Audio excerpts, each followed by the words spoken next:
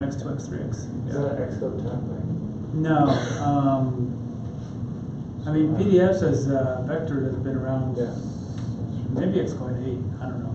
At least 9. Okay. It's been around, but I never got it to work properly. But I don't think I checked off those 2 boxes. Okay. So, Key. yeah. Yeah, I considered using it, but also it's so easy to export PNGs from Sketch. Yeah. Why break a workflow that works? Yeah, that's what I ended up doing. That's what I ended up doing when the PDFs didn't work. Is he on? Yeah. You can also script Sketch, where you can make it export like all the slices. You can make like a build script if you wanted to or any other page. You can just do a script that's like export all slices, and then it can like just use the name that's in the artboard, and export it to a folder or into folders. And so if you want, you can. There's like someone who made it where it like goes to the exact structure of the XC asset folder, so you can programmatically fill your assets. Nice. Yeah. Yeah, I like to have things in folders. Mm-hmm. Yeah, definitely. Yeah. Just whenever you are presenting, the video stream will be from the far right side of the whiteboard. Okay, cool. So you can walk out. Yeah, thank you. So that's all. Pretty good. Pretty good. Looks like we're at 7 o'clock, so might as well get started. Alright. Welcome everyone to the September Austin iPhone Developer Group meetup. We meet up here first Tuesday of every month, and we have a speaker give a talk on iOS topic, usually something specific to some iOS frameworks, or a lot of times also an app that someone's been working on. They want to share it with the group, and we like to dig in and ask questions about everything from marketing to like how you achieve certain code things. So today's talk is one that I'm going to be presenting, and that is covering the topic of concurrent programming on iOS. We'll get to that in a second. After the talk, though, please stick around. We have this space until 9, so you can meet with other people here that are interested in iPhone development stuff. If you got any challenges you're working through, I'm sure you can find someone that would love to help you with that. If you're looking for a new project you want to start, you can maybe find someone interested in working on that with you. So stick around till 9. So today's topic is concurrent programming on iOS. And so first of all, the word concurrent is, what that means is simply running at the same time, or happening at the same time. So concurrent programming is just when two of your blocks of code that you've written are happening at the same time. So the start and end time of one part of your code overlaps with the start and end time of another part of your code. If you've made an app, for example, that connects to the internet and kind of fetches something and returns it to the user, then you've used concurrent programming. Also, to specify though, if you had a really bad user experience, so if your whole app froze up and you couldn't do anything while that request was happening, then maybe you didn't use concurrent programming. But as long as you were able to continue using the app while the request was being made, well then 2 parts of your code were happening kind of overlapping time periods, and so that was concurrent programming. You'll also notice a lot of different frameworks and APIs you work with. They'll have a completion block, and that's a sign that you're probably dealing with concurrent programming, because by the time the end of that function that you're calling is reached, the function's not actually done doing its work because it's off on another parallel thread doing work over there. And so it doesn't have the finished value yet to return to you, so instead it expects a completion block, which it'll then run once that work that it's doing at the same time completes. And so that's the topic there. It works really well for a lot of different use cases, and it's pretty easy to get started most of the time. But the downside is that sometimes you do run into bugs with concurrent programming, and they can be really hard to debug because your code isn't just going just like one line at a time. You can't follow always exactly what's happening. So you might set like 2 breakpoints, and one will hit and then the other one will hit, and you don't know like, what happened in between because there's actually like 2 parallel tracks running, and so there's not actually one line that goes from this one to this one. And so today I want to give you just a whole review of all that foundation that iOS has for concurrent programming, so that when you do run into a bug like that, you can figure out, you can understand really what's happening and actually have a good chance of fixing things. So I talked a little bit about word already, but we're going to cover these 3 other words too. So we're also going to cover serial today. We're going to cover synchronous and asynchronous. So we'll get back to those words throughout the slides. How about threads? Threads is also in there. Okay. It's also in there. It's a secret hidden word. Also, I was told I was supposed to stand on this side because of the camera, so over here. So then, yeah, we're going to cover all 4 of those words today, and also threads because Patrick requested it. And then at the end, I have a really cool playground demo that shows you what happens when you run your code asynchronously, and I'll be asking the audience to predict what happens. So if you pay attention, you'll be able to sound smart and have the right answers to predict exactly what happens. So first concept we're going to cover is a queue. So a queue is kind of in the real world. You've all, a queue is like a line at HEB when you're waiting at the checkout. So the first person that arrives is the first person who's checked out. The second person that checked out, and so forth. And so the same concept works for a programmatic queue. So the first one in is the first one out, and it's all ordered. So there's no way to cut in line. It just goes in the precise order that things were added. They get taken off. And so the adding side is on the top left. So left, that's where your code is queuing something. So you're writing your code, doing whatever you want, and you decide you have a block of code you want to queue to run asynchronously. And so that's just you queuing is just taking the block and putting it on the queue. So your thing gets added to the back of the queue, and then it's going to go through the queue. And you no longer have control over once it's queued, it's on there, and you can't get it. You can't let it cut in line. You can't do anything. It's just going to wait. And when it does get to the front of the queue, though, that's when it's going to be taken out, and that's when it actually runs. So the whole time that it's waiting on there, none of the code in your block is doing anything. It's just sitting there. And then when it gets taken out, that's when it actually runs. And today we're really just going to focus on the specifics of how this works on iOS. We're going to talk on the left about how you put stuff into the queue, because there's 2 different options. And then on the right, we're going to talk about how you take things out of the queue. Because on the left, on the right there, that's where the threads live that you're queuing things to. And if there's only one thread, then you can only take one block at a time out. You have to wait for that block to finish, then it goes and grabs the next block.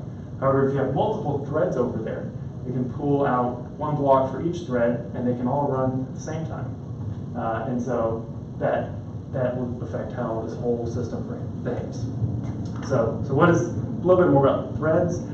Is that a complicated thing? No, that's really simple. So a thread is just like normal vanilla program execution. So here I just did an example of like a really simple few lines of code just to really nail down that a thread is really simple. So on a thread, if you put this code on to run on a thread, it's just going to, first line, it's going to create an array of the numbers 1, 2, 3. Then on the second line, it's going to grab the first element, and it's going to print that element. And then it's going to reach the end of the loop and restart through the loop. It's going to grab the second number. It's going to then print that number, then reach the end of the loop, restart the loop, grab the third number, print that number. So very easy to follow. Anytime you run this, it's always going to do that exact same process in the same order. There's no complexity there. So threads are really simple.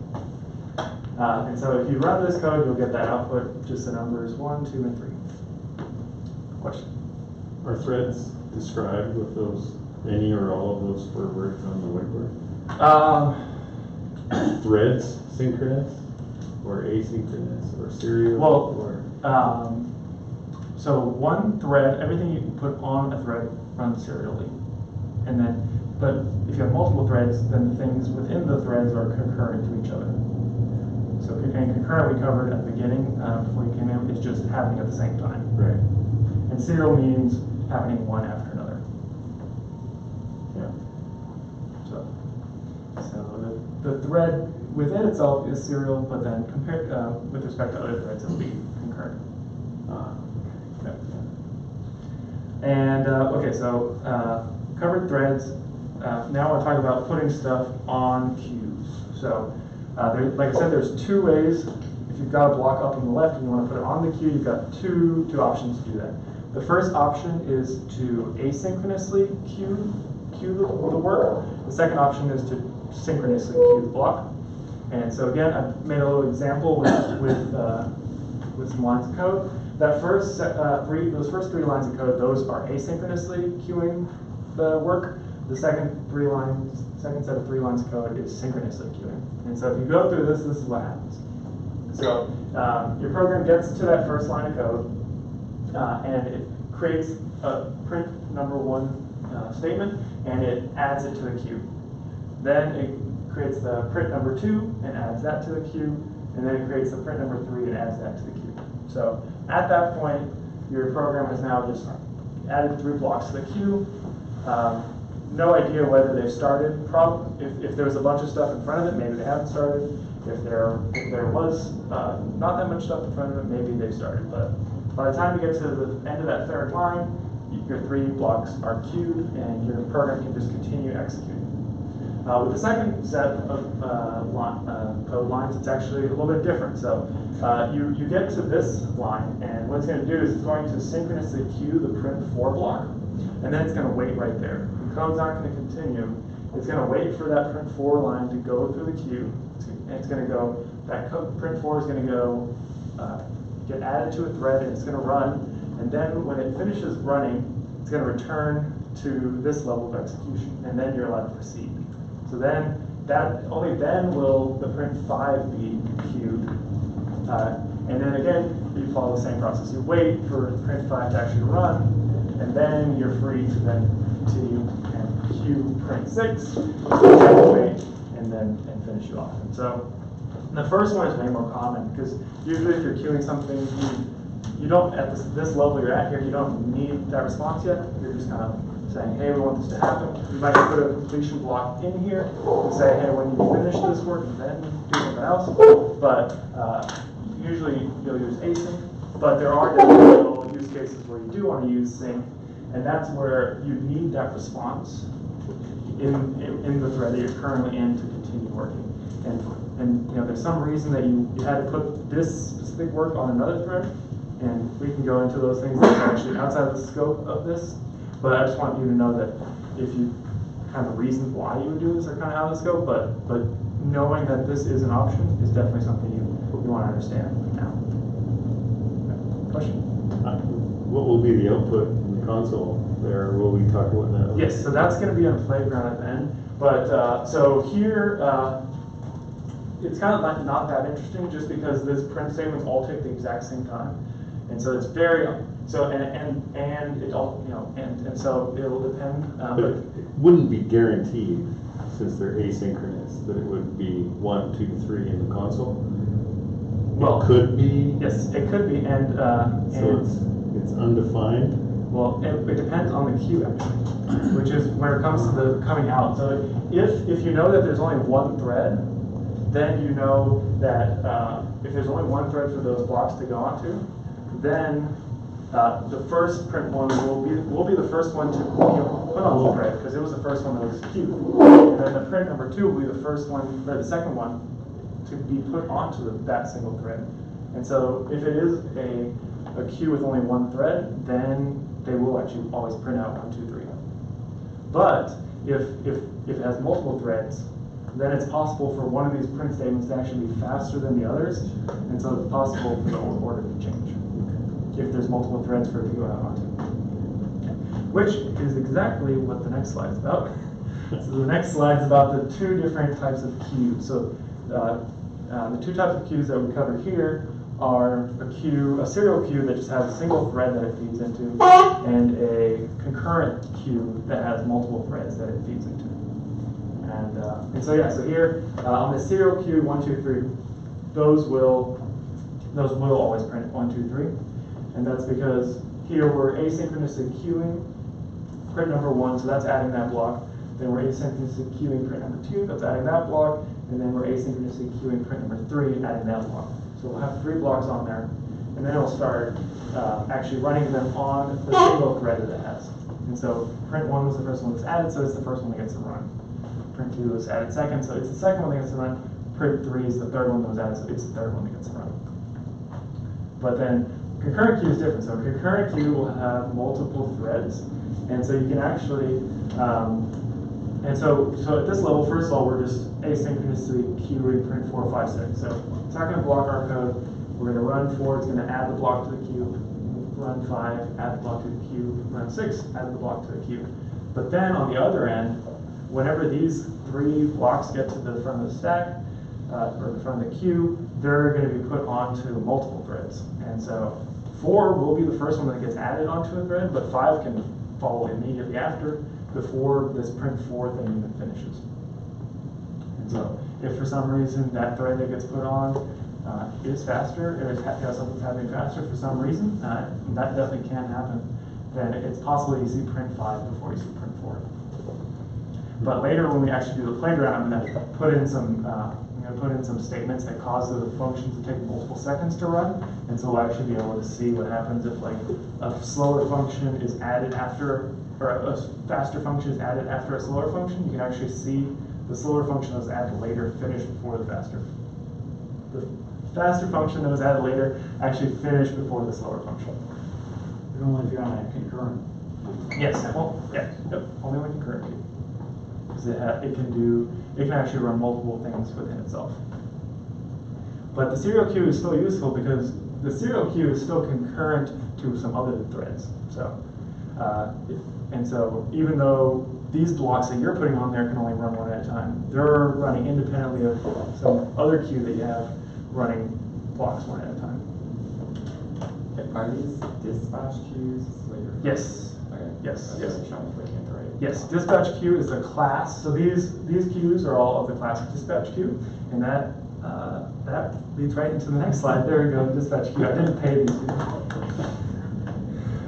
You should get a prize. I know. Unfortunately, don't have any prizes today, but maybe next time. So the main thread, that's the thread where all your UI stuff happens. That's where most of your program execution starts off from, and so in your app you have a single thread, which iOS marks and labels as the main thread of your application. And this thread is where computed load is called in this thread. If you're using a lot of different libraries, they'll run their completion blocks in the main thread, just so that everything's really easy. iOS is really user interface oriented, and the user interface can only on iOS only works on the main thread, and so everything is around this single queue and this single thread. And because there's only a single main thread, it makes sense that the main queue is a serial queue. So the main queue, you put stuff on it, but it'll only take one block off at a time because it only has a single main thread that it can run your code blocks on. And so if you wanted to see this, if you want a reference to this specific queue in your code, it's just accessible there on the dispatch queue.main. There's a singleton reference to the main thread's serial queue. Another queue that you might be familiar with is URL sessions queue. So URL session is iOS's built-in way to make requests to a remote server, and with that, there's a URL session .current. That's the one most people use for most of their operations, and that's an instance of URL session. And that URL session, I put in the variable s here, has a delegate queue .underline queue, and that is a dispatch queue again. So that's a dispatch queue, and that's a parallel, or that's a concurrent dispatch queue. And so that's why you can do multiple web requests at a time. Those all get queued. And then, but they go into multiple threads. So you don't have to wait for one web request to finish to start the next one. So they do have to go through the queue in a single file line. But once they get to the end of the queue, they get put into multiple threads. And so then, Can I ask yes. how many, can you configure how many threads are available to kind of like throttle things potentially, or? Yes, you can set a maximum. You can set a maximum, and then there's also quality of services that you can set. Okay. So you can kind of let iOS determine like let it determine how many threads that you run at a time. So you have like higher levels of quality of service. They're called things like user interactive or like user initiated. Okay. And then you have like lower priority ones that are like called utility or background, and those get less resources. Okay, so is it better to just sort of use one of those versus trying to guess how many? Most of the time, yeah. Okay. Really the only time you would want to specify it is if you were having like you have like some really heavy thing that you're running and you're noticing some problems and you want to actually go out to different devices. You want to test, okay, on this iPhone 5, how many can we do? And then you want to manually set the maximum because you've tested it. Okay. But yeah, most of the time, just use the built-in quality of service. Yeah. And so we kind of didn't go too much into these words with the different slides, but so let me just go back to the slides that have these in there. So serial and concurrent, those are the two ways that, actually let me start with other words first. So synchronous and asynchronous. So those are the two ways that you put blocks onto a thread. So synchronous means you put it on the thread and you wait for that block to finish before you the caller continues. Asynchronous means you put it on the thread and then you just go on with or you put it on the queue and then you just go on with your life. You don't care, or you're not waiting for that block to finish. You're just saying it's on the queue. I'm done here at my call site. And then serial and concurrent. Those are the two ways that code comes off or blocks come off of the queue. So serial means the queue goes into one thread, and concurrent means the queue goes into multiple threads. And so that's really what you want to understand, like these two, the difference between two ways you go in, two ways you go out, and then that makes all this code, concurrent code, make a lot more sense when you're trying to visualize what's happening. So we covered main thread, we covered URL session, and then we covered these 4 words. And now we're going to go to what I think is the best way to visualize things, and that is to the playground. And so for that,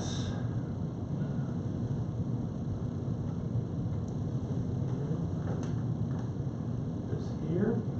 So for this one, we've got, let me make this bigger. Cool. So we've got, can people see that code? Good. Okay, cool. So here we've got 15 lines of code that we're going to talk through, and we're going to make some changes. And I want people to kind of predict what is going to happen. So for the first example, we have a serial queue, and we're going to synchronously queue 3 blocks. So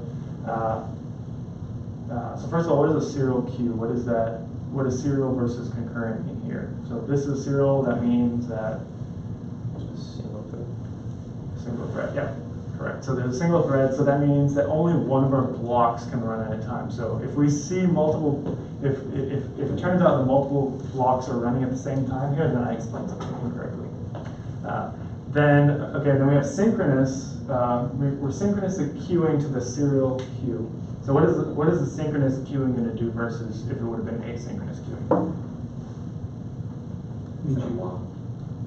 It's going to block, right? Any? This means you wait until you get to the end of your stuff before you go to the next line. Yeah. So at the end of the sleep, for example. Yeah. Okay. Cool. All right. So that's all correct. I think that everyone said. So what we're going to do here is we're going to actually run this code, and it's going to print out what happened. So we initialized the serial queue. It added a block to the serial queue. It started running the block, and then it finished block number 1. And then it added block number 2 to the serial queue synchronously. It started running block number 2, and it's finished block number 2. Here you notice that it's not adding the next block until the previous one finishes. So then we get to block 3. It queues it synchronously, runs it, and finishes it. So if we run that again, or if we look back here, so we've got 4 seconds, 2 seconds, and 1 second. So if we run that, we can see it doing 4 seconds, and 2 seconds, and 1 second. So that's the initial code. Okay, so then I want to see what happens if we make this first one asynchronous. Okay. What's that going to do? What is that going to do now?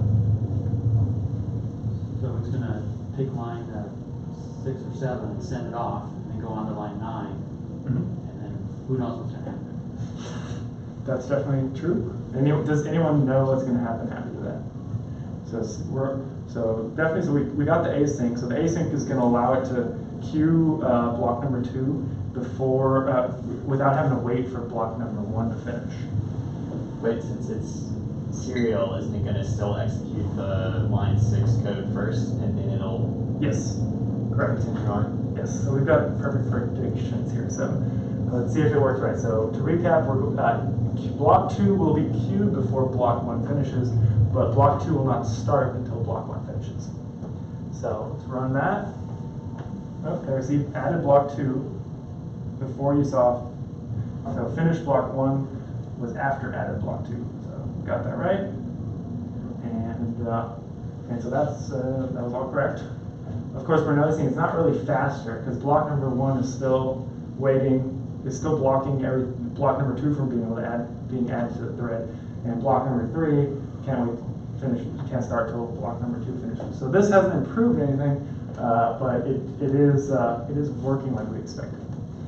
But that's why we do have a concurrent queue in here that we can use. So if we switch to using this concurrent queue, and then we make all these async because they don't depend on each other, we can run that, and then that should be some new behavior. So what are we going to see now? So first of all, for the queuing, what's going to happen with blocks being queued?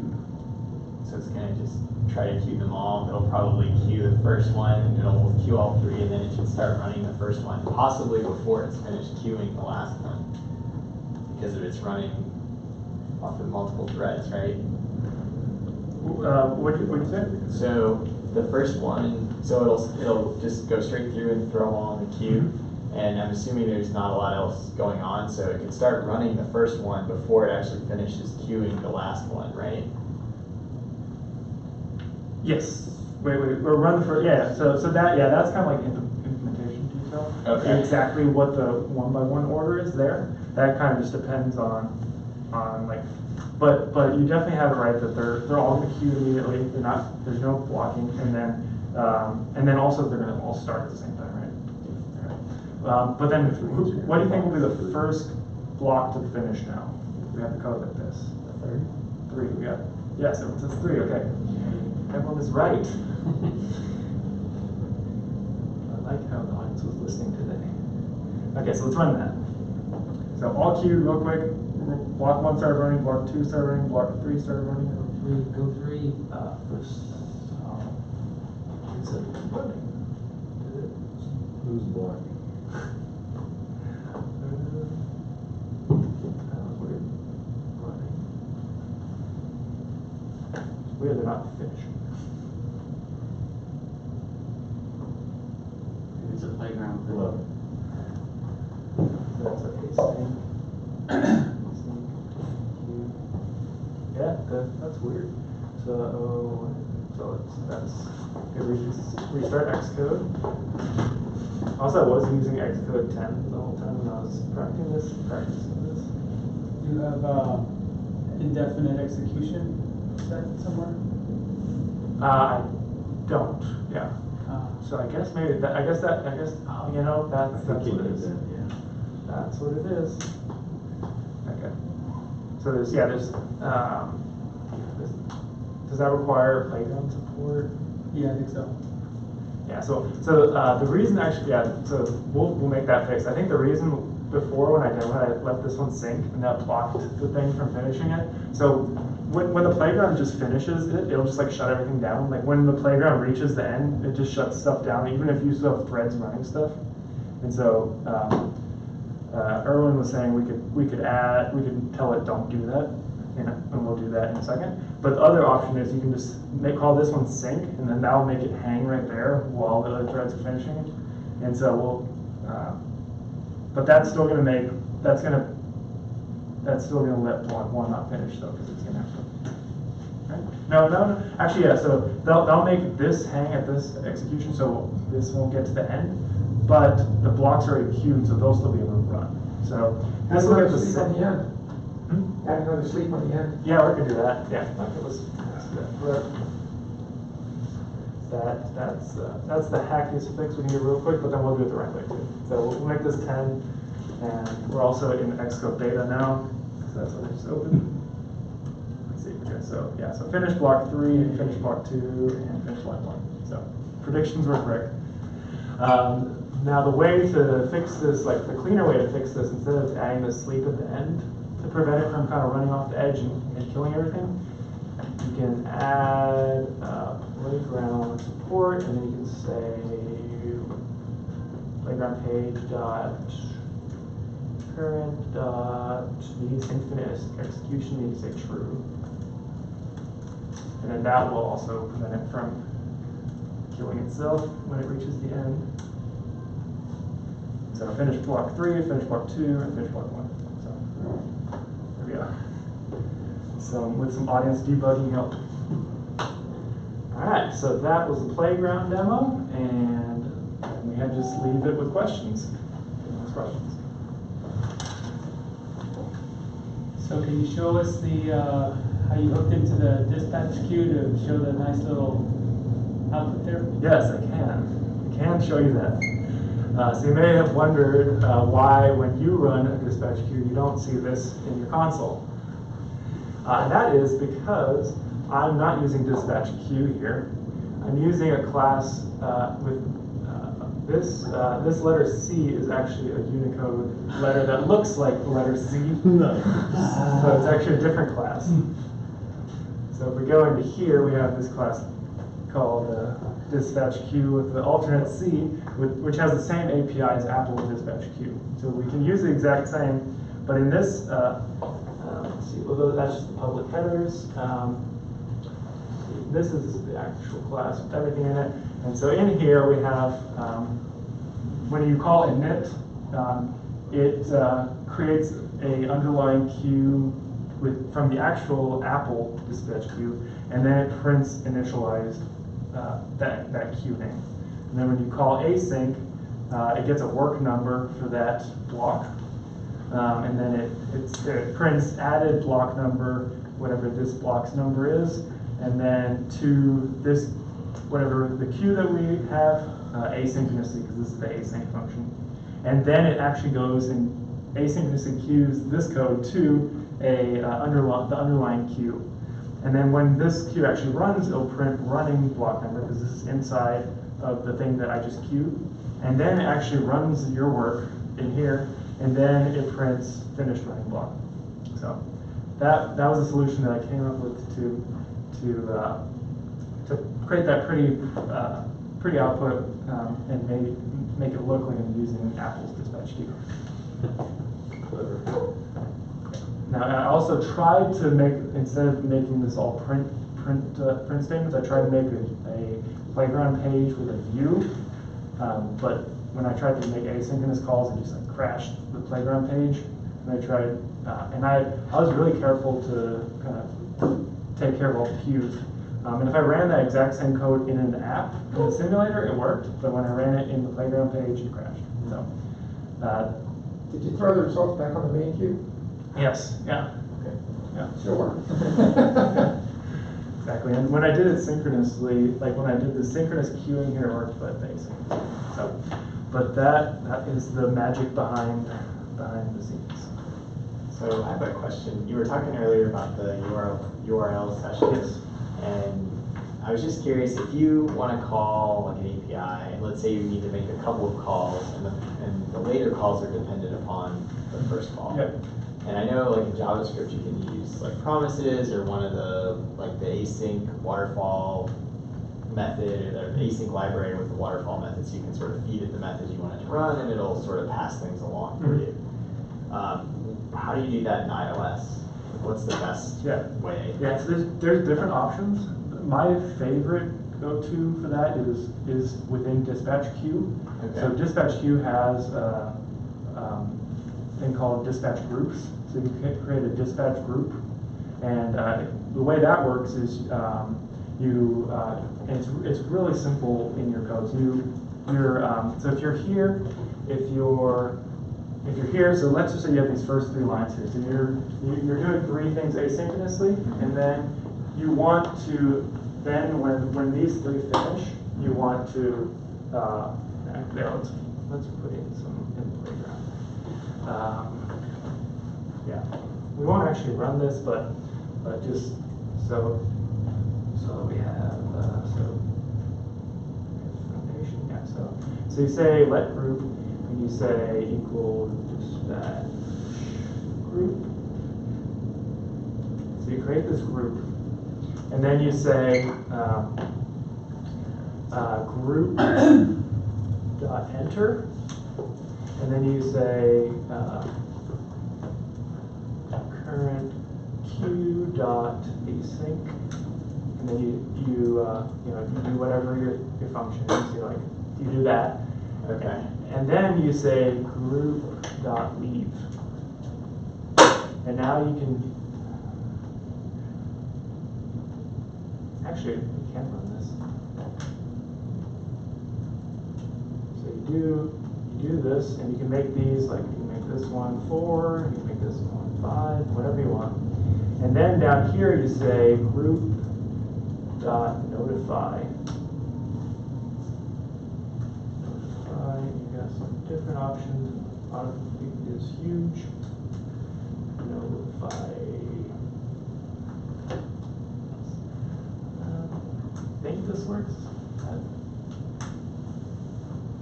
then you can say everything finished. Let's see.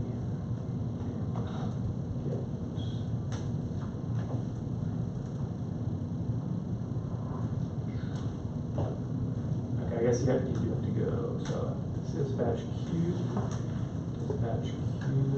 dot main, and then you say okay, print everything finished now. Cool. All right, so there's our code. So we're creating a group, and then we enter the group here, and then we leave the group, and it's counting, it's waiting, and so this is like one entity entered the group, and then here one left. But then you have to match it for everything. So here one entered, and then here one left. Here one entered, and then here one left. So by the time you get to down here, you're going to have 3 entrances and possibly 0 exits from the group. Okay. And it's going to block. Actually, no, it's not going to block. This is going to asynchronously queue this block to run when the group is empty. So once you did 3 enters, so once you have 3 leaves, this isn't going to run. Okay. So if we run this now, we should see all of our stuff happening, and then once we're done with everything, we should see it say everything finished now. So running, finish block 3, finish block 1, finish block 2, everything finished now. Okay.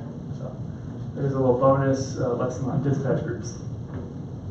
So that's my favorite. I mean, there's other ways you can do it as well, using frameworks, there's like operations queuing that Apple has, which is like a different API, which has like backgrounding options, like when your app's in the background, other options. But if what you're trying to do is like download 3 images and then display them all at once, this would work really well. So in this case, it'd be, I want to make the first REST call, and then based on what I get back from that, I need to take something out of that and put it into the second one, and then make a call. So I really need to wait for that first one to finish. I mean, you could make just your first one the group. Okay. So you could say like, you could just have one in your group, and then this will finish after the first one. Okay, and then call the next one? Yes. Beside that finish, okay. Or that notify. Yeah. Okay. And you could create a new group in there, could you? Yeah, sure. Or you could have created another Yeah, group outside. but probably I would like, if this is kind of like going a lot of different ways, and it's always just like one thing as the next one, I'd probably structure it as just like a class, like that's just responsible for that, and each function just calls the next function. They're all functions on the object. Okay. You know, keep it like separate. Like this is like process phase 1, process phase 2, process phase 3. Okay. But this group option is really good when it's like you're not sure which one's gonna finish Yeah. first. You don't, and you just want to wait for all of them to finish. Okay. Any other questions back there? So each time you do a concurrent queue, it's starting up another thread, and does it have resources associated with that thread? It takes up additional memory and CPU on the device? That's all optimized by Apple. So mostly you're just worrying about like just this queue object in memory. Like if it's empty and like the operating system will just decide, hey, we're gonna take these threads from you. They also have virtual threads, so it's not like you're limited by the number of processor cores or anything like that. Worrying about those things is unless you're working on something like that's really pushing the hardware, is handled by the operating system. It's cheaper than pthread. So good to know. Cool. Yes. Have you found that like what's provided by the platform is enough for most cases, or do you find yourself often using like different frameworks or libraries?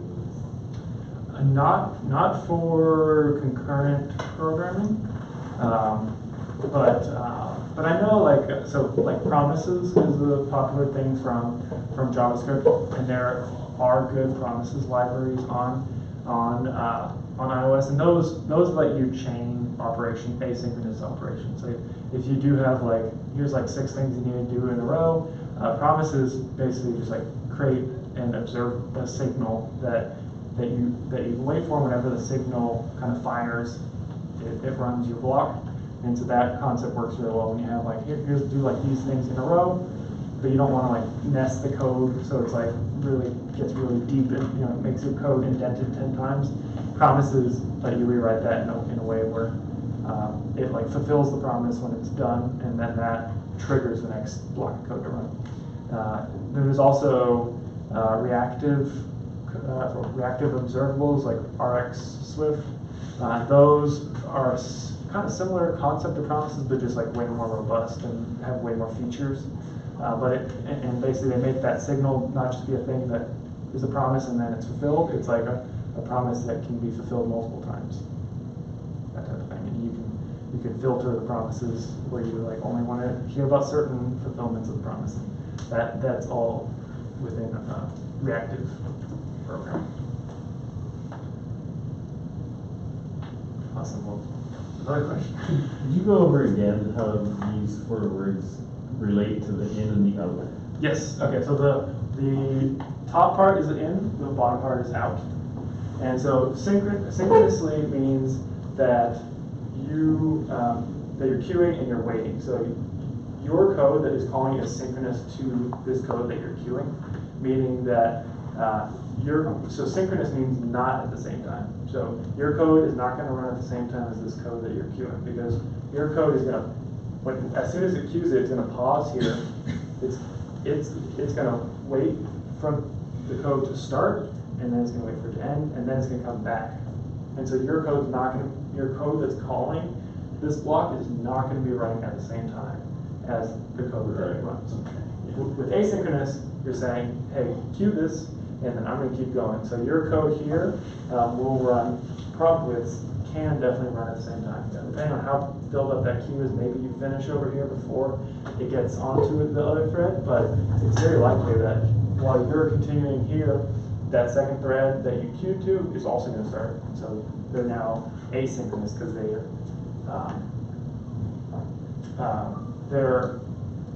happening out of order.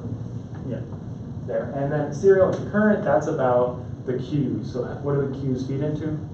And so with serial, that means serial is one after another. And so that means that the blocks that are in the queue, not only are they queued one after another, but they're going to run one after another. And when you have a concurrent queue, that means it's going to have multiple threads. And so now, while the blocks are going to be queued one after another, and they're going to go through that queue one after another, they can be running once they get to the other side of the queue. That's multiple at the same time. Is main serial or concurrent? Main, so yes, so the main queue is serial because it feeds into the main thread. So there's just a single main thread, and that makes the queue serial. Right, that makes sense. Now.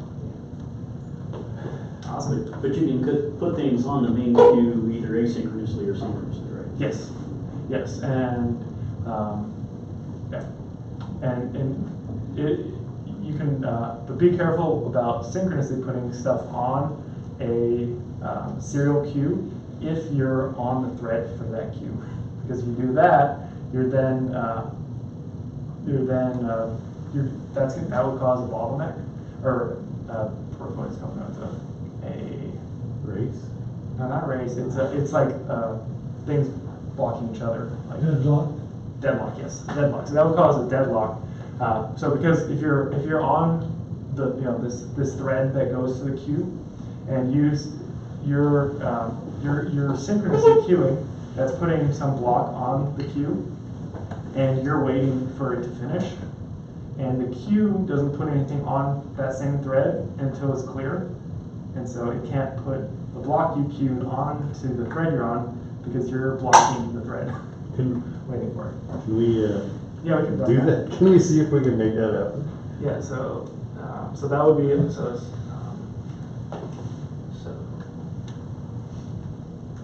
we have our serial queue here, and then so we'll say serial queue dot. Well, we can do this part async. So this is just getting us onto that single thread for the serial queue, and then in here we can say serial queue dot sync. And then we could say like print,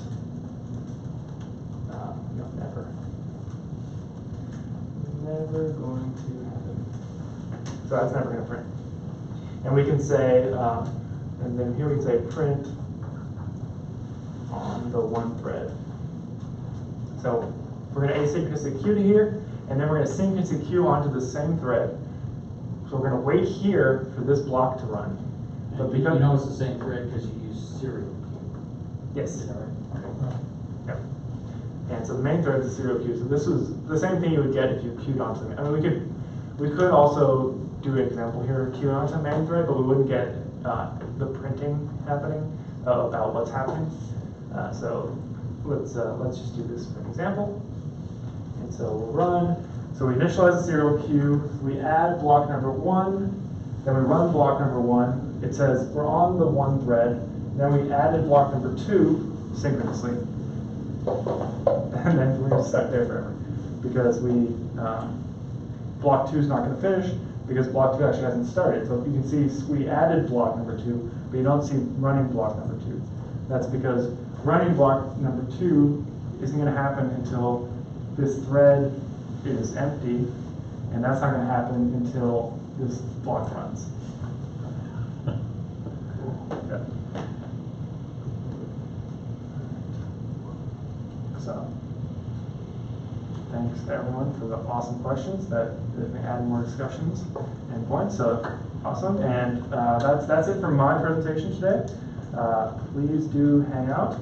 And if you have any topics you want to talk about in a future presentation, just let me know, and I'd love to feature you in a Comparison versus concurrence, safety. I don't know anything about concurrence. The difference is the pthread creates a whole process. Okay. And these thread queues are run the same process. Okay. At memory space. So they're not memory safe. So you could write into pointers and crash on the code. Versus the pthread is safe, it's not going to lock its own memory space. Okay. And it's a lot more overhead than pthread. Yeah.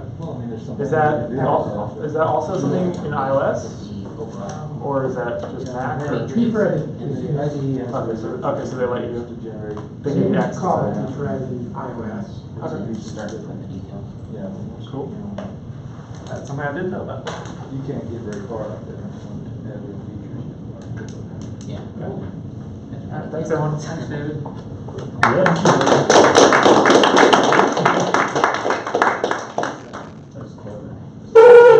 It was fun when I got to work. But then it was sad when I didn't get the full visual version working. I had one. It would like show it, like I had actual queue, like just a queue view, and the queue view had block views on it, and then it showed each thread. And whenever it ran a block, it would like move over to a thread, and you would see the wrong thread. And then when it was done, it would be the thread. We're not really fixing it, extend it. And then I was planning on have like I would like show multiple threads, and the blocks would go to the multiple threads, and then when they were finished, the threads would fill in again, something like that. So queue is effectively like a traditional queue plus a thread in a way. Yeah. There's a data structure plus something that's full code. Probably easier.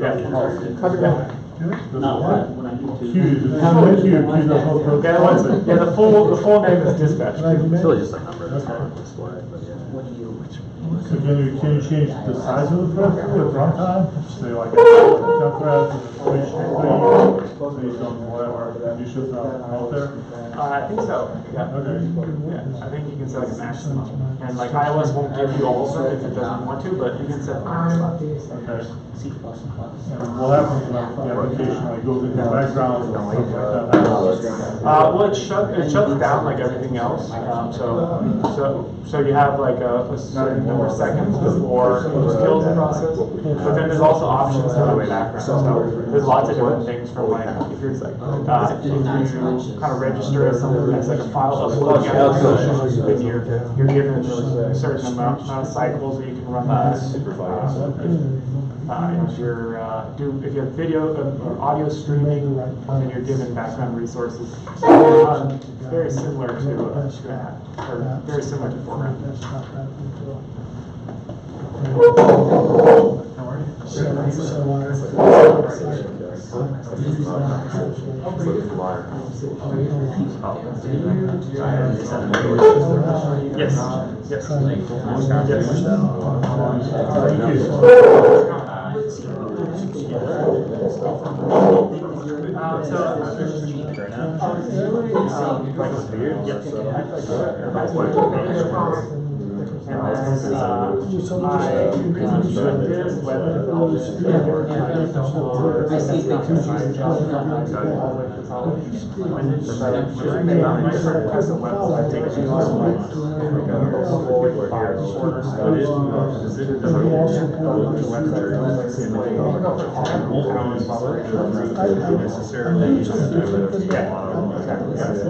Just found people on Craigslist.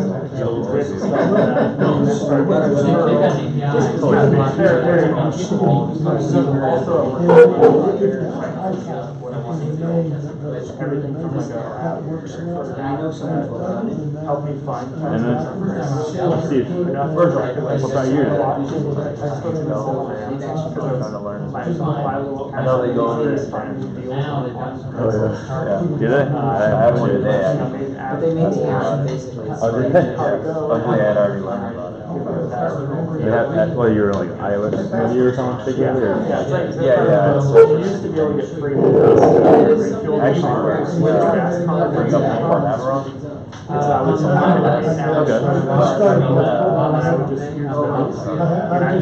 don't know if I want to be there anymore. Well, the work slowed way down. So I'm like just starting at. Then I actually use drive. I'm so like, we started the company called Community a while ago. Now we're just looking for more opportunities. Trying to figure out what to do. This company, we made it now. The company's kind of like doing its thing. Now we're trying to move on to a new venture right now. Basically, the same thing. We made some mobile games. Oh. We're basically finding people. In the last year, the internship. It's like our 2 function. We might make a game where it doesn't necessarily require Sprite Kit. Just using like UI Kit. Are you thinking about putting it in an AR kit? And then by I don't think there's enough money there yet. That's the problem. I also don't think like enough people are actually into that. It's not really like a hot topic. Like people like everyone like obviously like us like we like that kind of stuff. But like general public, they're kind of just like not quite on that. What's y'all's opinion on like learn how to interview people.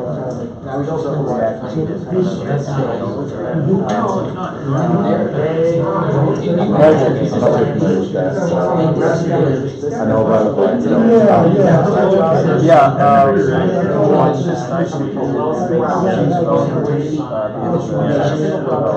cross-platform one time. Yes. So it's not about like jumping into that's the one thing we're doing. That's what we're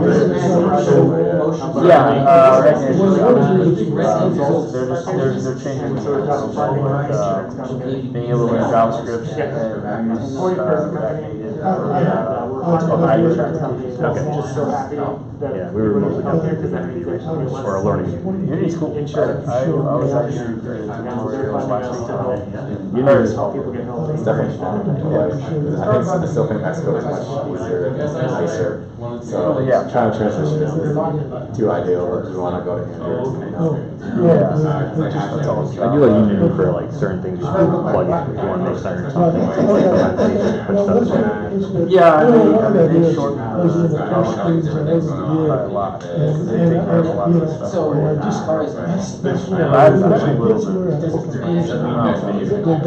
I'm not into the like animating,